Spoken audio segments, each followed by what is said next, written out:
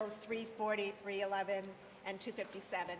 I'm a 7-year member of the Westboro School Committee. I have 2 sons, one in 8th grade who's typically developing, and a sophomore who has autism. I came and testified before you 2 years ago when you were looking at these kinds of bills, and then I was concerned, but my experience this year with my son going through MCAS has only reinforced my belief that passing MCAS should not be a requirement for graduation. Sam, like many children with autism, has splinter skills. He excels in many ways, and he also has difficulties. And he particularly has difficulties expressing what he knows. There is so much more going on inside of my son and of people with autism than they are able to express.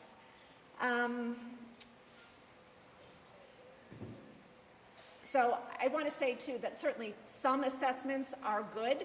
And that people with disabilities should be held to standards. We want to make sure that they are being challenged. But I think that the pendulum has just swung too far, and particularly requiring one test passage in order to receive a diploma, which will determine for the rest of your life whether you're able to get a job, just does not make sense. So I have, and I'll also show you some data that shows that the people who don't pass MCAS are people with disabilities and English language learners. So I have 3 points. It's not an efficient use of time for students. It has a negative effect on their self-esteem, and it's an inadequate measure of their abilities. Sam has so much more that he needs to learn rather than learning how to take a test. This year he spent 8 days in MCAS testing, 3 math, 3 English, 2 science. So some kids, most kids, just take 2 periods to do those tests. But somebody with disabilities, it takes him longer. So he misses the entire day of learning. So then he's just that much further back. Regarding self-esteem, 40% of students with disabilities, and approximately the same amount, don't pass the first time. So then yes, the test gets easier the second time. So as Professor Kruger, I think his name is, pointed out, it's a farcical system. If you're just making it easier and easier to pass, the more times you take it, what's the point? And what that does then is it hurts kids' self-esteem. It shows them, hey, I'm dumb. I didn't pass the first time. I'm dumb. So I think that you all are in such a wonderful position that you have the power to really influence the future of a huge number of kids, and I just really urge you to do that. Thank you. Thank you for your testimony. This is an issue that I have been concerned about for some time, and I think that one of the challenges we face is determining exactly what the best response is to this issue. I know one of the obstacles that comes up is that the reality at the moment is if a student were, there was some alternative path to a high school diploma, which I think is worthy of further consideration, it may be that then, or it is, that once you have that high school diploma, any services end.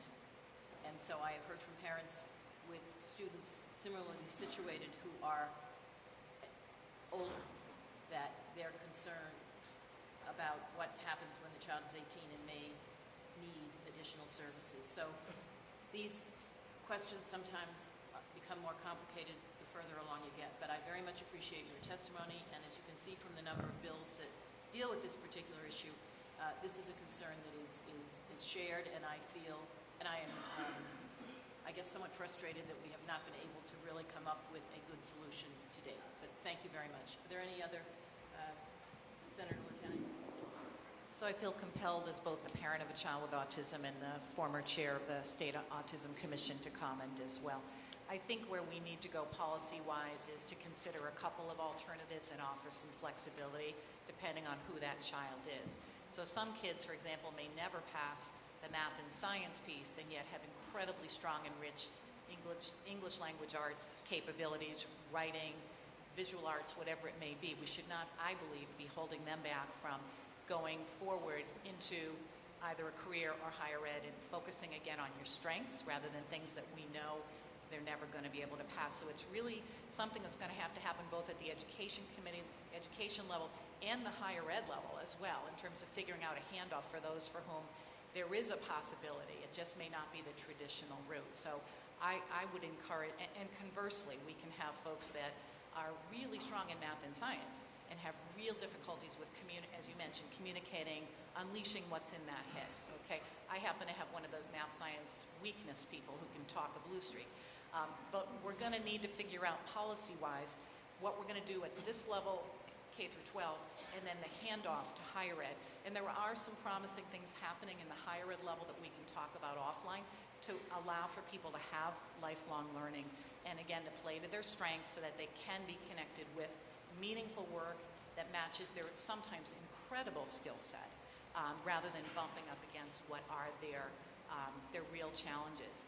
And so I do think at the crux of this, so many people have said, this whole MCAS and high stakes thing continues to bump back to our English language learners and our special education students. And those are the people that we need to be spending more time and have more specialization, I believe, rather than this standardization, which is where we're operating now. Thank you. Just in response, so I will leave you with sheets from the DESE with the data on showing typically developing students, how they pass, special ed and ELL. I mean, it's tremendously. And then to your point about diplomas, even if you pass MCAS and are eligible for your diploma, a student can still refuse to take their diploma if they need something like pre-vocational help, so that the school can still give the pre-vocational help to get them started, but then when they apply for a job, they are able to check that box saying, yes, I have a diploma, which makes all the difference.